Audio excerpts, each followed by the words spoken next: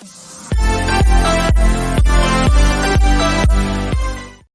हम समझेंगे sympathetic system के न्यूरोट्रांसमीटर का सिंथेसिस और रिलीज कैसे होता है, ये बनते कैसे हैं और रिलीज कैसे होते हैं। जैसे कि आपको पता है, सिंपैथेटिक सिस्टम से 3 तरह के न्यूरोट्रांसमीटर रिलीज होते हैं, नॉर एड्रेनलिन, एड्रेनलिन और डोपामिन। ये न्यूरोट्रांसमीटर अल्फा बीटा रिसेप्टर से बाइंड होकर फाइट और फ्लाइट वाली कंडीशन के लिए रिस्पॉन्सिबल होते हैं। अब हमें यही समझना है कि न्यूरोट्रांसमीटर रिलीज़ कैसे होते हैं। बारी बारी से हम एक एक को समझेंगे। रिलीज़ से पहले हमें समझना पड़ेगा कि बनते कैसे हैं, इसी पे हम कहानी से ही समझेंगे। मैं एक स्टोरी सुनाने वाला हूँ, उसे आपको इमेजिन भी करना है और साथ से समझते भी जाना है। एक अनिल नाम का लड़का लीवर में फिनाइल बेचता था, मतलब phenol plus Anil is equal to फेनालिन। पुलिस से बचने के लिए उसने इस फेनालिन को टायर में भरकर सीन करने लगा। मतलब टायर में भरा और सीन, मतलब ये फेनालिन टायरोसिन में कन्वर्ट हो गया। फेनालिन से टायरोसिन कैसे बना, इसका हाइड्रोक्सिलेज हुआ हाइड्रोक्सिलेज एंजाइम की प्रेजेंस में।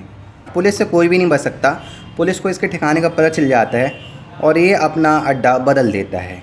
ये टायरोसिन को रोल करते करते, टायरोसिन मतलब टायर थे, तो टायरोसिन को रोल करते करते ये प्री साइनेप्टिक नर्व के पास ले आता है। इसके तो एल लगे पड़े हुए थे, तो अभी टायरोसिन को क्या करता है, डोपा पहना देता है। एक टोपा पहना देता है, टोपा मतलब डोपा, एल और dopa is equal to L dopa बन जाता है। ये टायरोसिन से एल डोपा कैसे बना, ये टायरोसिन से एल डोपा बना हाइड्रोक्सिलेज एंजाइम की मौजूदगी में। तो इसे लगा ये बहुत बुरा काम कर रहा है, इसे इस काम से खुशी नहीं मिली थी। पैसा तो बहुत मिला लेकिन खुशी नहीं मिली।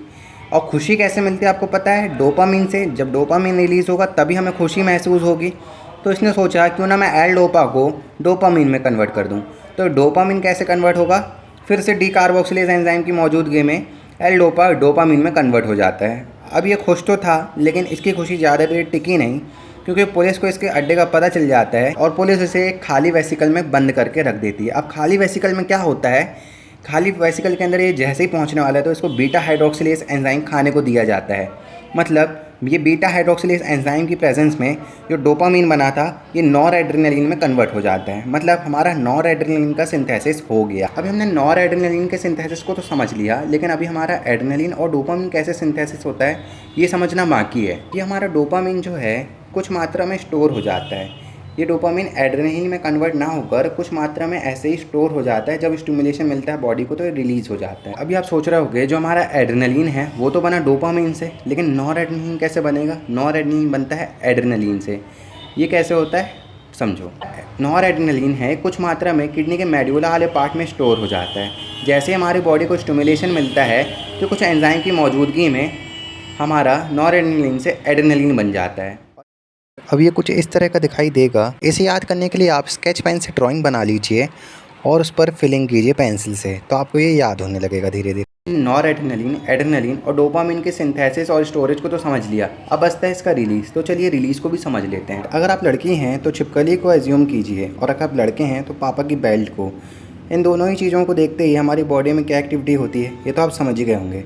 पहले आपकी बॉडी नॉर्मल थी और इन्हें देखने के बाद बॉडी को खतरा महसूस होने लगता है, और इस कंडीशन में हमारी बॉडी सेंसरी नर्व के थ्रू ब्रेन को सिग्नल भेजती है कि भाई मैं डेंजर में हूँ। और ब्रेन उस वक्त इस कंडीशन से निपटने के लिए बॉडी को बचाने के लिए एक डिसीजन लेता है कि न्यूरोट्रांसमीटर को रिलीज कर देना चाहिए, और ये सिग्नल मोटर नर्व के थ्रू ऑर्गन तक पहुँचता है। और इस कंडीशन में हमारे एड्रेनलिन, नॉर एड्रेनलिन और डोपामिन ये न्यूरोट्रांसमीटर रिलीज होकर अल्फा बीटा रिसेप्टर में बाइंड होकर अटैक एक्टिविटी शो करते हैं, फाइट और फ्लाइट वाली। और इस कंडीशन में हमारी बॉडी में क्या क्या एक्टिविटी होती हैं इसका लिंक आपको डिस्क्रिप्शन बॉक्स में मिल जाएगा। दोस्तों, आपको जो भी डाउट्स हों वो आप मुझसे कमेंट्स के थ्रू पूछ सकते हैं। मैं आपके कमेंट्स का रिप्लाई ज़रूर करूंगा। नेक्स्ट वीडियो किस टॉपिक पर होनी चाहिए कमेंट्स में मुझे आप ज़रूर बताएं। आई होप गाइस वीडियो में दी हुई इन्फॉर्मेशन आपको पसंद आई हो। आप अपने यूट्यूब चैनल योर फार्मा को सब्सक्राइब करके अपना प्यारा सपोर्ट दे सकते हैं। मिलते हैं नेक्स्ट वीडियो में। Take care. जय हिंद, जय भारत।